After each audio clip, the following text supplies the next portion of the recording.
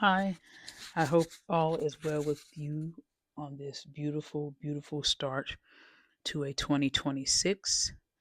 I wanted to take a moment to thank each and every one of you who has been integral in my process of breaking patterns. For those of you who have supported verbally, physically, whether it's through email, one on one person and talk, direct message, I thank you so much. For those of you who actually watched and didn't comment at all, but still watched anyway, I thank you as well.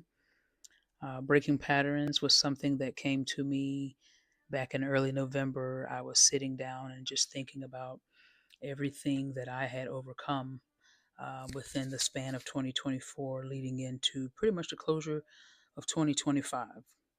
Breaking patterns was not something, again, I think I spoke to on a video or earlier that came likely because I know when you're sharing your process to anything, it is typical that um, there's some trepidation there.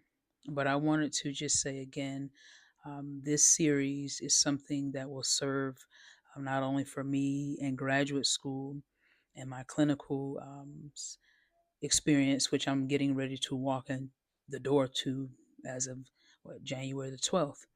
And it will serve to help me to reach and to create a space that is safe for clients to tell their stories.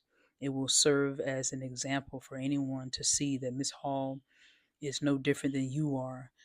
Staying in the shame and guilt is something that I firmly believe is a choice because many people within our community, and we're being honest, they have the mindset of everything has to stay tight lipped or we have to suffer in silence. I think that is a stigma that I have always wanted to address within my career. I'm not saying I'm going to be able to dismantle it, but my goal is to, while I have the breath and energy in my body, knowing the prayers that I've prayed and know the doors that God alone is opening for me to help others and things that I honestly do in quiet to help.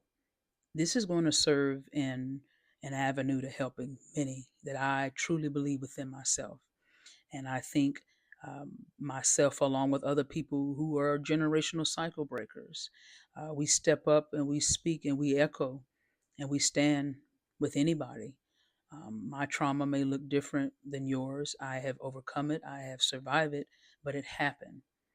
I believe that we are raised to believe that keeping things tight lipped and closed off is the answer to everything. And I think that is the disconnect between generations of the past and ones now and the ones coming. There's no safe space for people to create a lane sometimes or a opening or a door for people to feel safe to tell. It is not always about trauma, but I will say I know mine, even in my last piece of Breaking Patterns Part 3. I didn't go into depth about what happened to me, but I don't need to. That is being done honestly through my research. It is being done honestly in a couple of other projects that I have coming up, which I won't speak to. But I will say this honestly, I had some people coming up to me, patting me on the shoulder and giving me hugs, and had someone I can tell by the end of our conversation, she felt bad because she basically said, this happened at my church conference recently. Do you think you should have said all that online? And this is somebody older. I'm being honest. I'm like, yes, ma'am. I said, with all due respect, we are changing the narrative. We are shifting the story. It is not about keeping things in and keeping things quiet. I have never once, to my um, just me and how I express, I have never said anything into depth at all. Those conversations, honestly, are behind closed doors. They are not given to the public, and they never will. You may get remnants and pieces here and there, but trauma informed response, this is something that I am big on. This is something that I carry into my current practice, and I'm going to expand it and further practice in private, which no one will ever know about. But trauma is not beautiful. There's nothing shiny or armory about it. And I think once many people get over that mindset of just not saying to force it upon you, but it's just something to consider. You can't just close everything off. Everything is not meant to be kept in the shadows. This is a story that I hear too often in my private practices that I have, not only with myself as a holistic therapist in training in the mental health and well-being space, again at the hands of trauma informed response care, but it leaves me thinking all the time, how can I tackle this subject? How can I make a dent and pushing and crushing the stigma of making people not feel embarrassed or ashamed? And I think it starts with series such as Breaking Patterns, a series of people who may not have created anything yet. I know somebody right now, I'm not going to give her a shout out here because I don't want to, make her upset. Somebody I work with back in Durham. She's doing something beautiful in the YouTube space. And if I get her permission, I'm going to tag her in some stuff after a while myself. Somebody I've known not long, met last year. And she shared her story with me, and I was able to share some things with her. There are so many people who walk around that we know nothing about, who live in riddled shame and guilt and feel defeated. And they just need people like myself and others to just come along and show them, hey, there's another way to live. I don't live in a space of shame anymore. I used to. That was my story for decades. And I don't want that to be my story anymore. And that's why I work every day to be intentional of how I help people. And it goes through my practice. Breaking patterns was not just a project to say, "Ooh, this is what." No, this is a purpose that I know that I'm placed here to do, to help show others if they work hard every day and extend grace and extend love and compassion and self-forgiveness to themselves. Those words, they may sound fancy and big, yeah. Or how do you get there? You don't get there overnight. That's just the honest truth.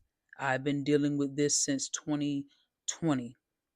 I had to sit and face myself during the pandemic. It was not a beautiful picture, but I'll never stop giving God his just due, his praise, and magnify him because he's the only one that got me here. And I know my faith is what has got me here. So, to hear, again, someone saying, why did you put that out? I put it out because it needs to be put out. Moreover, I cannot tell you how many times I have sat with women 40s, 50s, 60s, and even 70s that have said, baby, my story is no different than yours. And there's some things I wish I could have done different. I allowed my experience to stifle me and stop me from getting better. I allowed what happened to me to not trust people. I allowed what happened to me to continue to shrink. I allowed to happen to me to overfunction. I allowed that situation to make me pour into others and not pour into myself. These are conversations I have. And my goal here and forth is just to find ways to turn that around and help others understand that they can turn that pain into purpose however they see fit.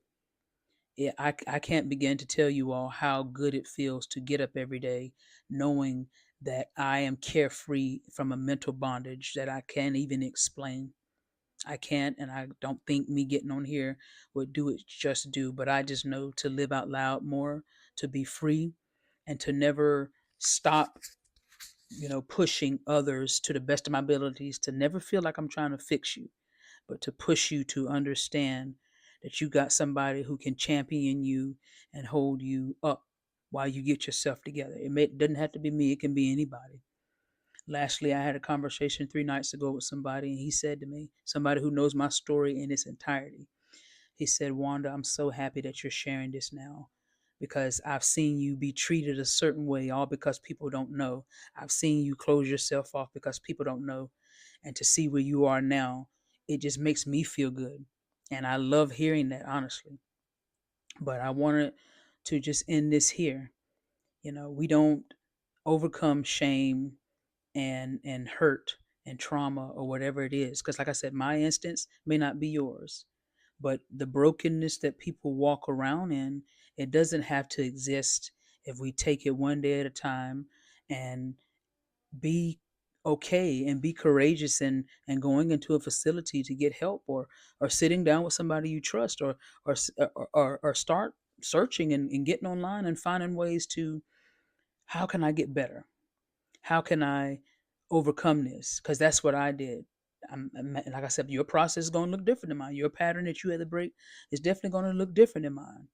But I did it, and I'm just want to serve as someone who could say, hey, this is a fork in the road. You don't have to carry that. You can do better. You can want more for yourself in 2026 and beyond. It really does start with you. Never let anyone tell you that you cannot change. Never let anyone tell you or place a stereotype or their experience on you and with you as a marker in the road. Sometimes, like I said, you got to face yourself. You got to say, hey, if I'm not being kind to myself, how can I be kind to others? Because that's something I had to sit with myself during the pandemic, thinking about my actions, thinking about how I betrayed myself all the time. It's not a good feeling. But I'll tell you this: you are worth every investment. You are your biggest asset, and you can get better. Take it one day at a time. And again, if you ever need to reach me, you can come through any of my inboxes on any of these social media platforms, and I will be there to help you. I may not be in your state, in your area, but if I have the time, I can get online with you. You can come through me. Serious inquiries. I will get right on Zoom with you, send you all the information, and we can cycle through some things and we can get you started. 2026 doesn't have to look like 2025 or the time before that.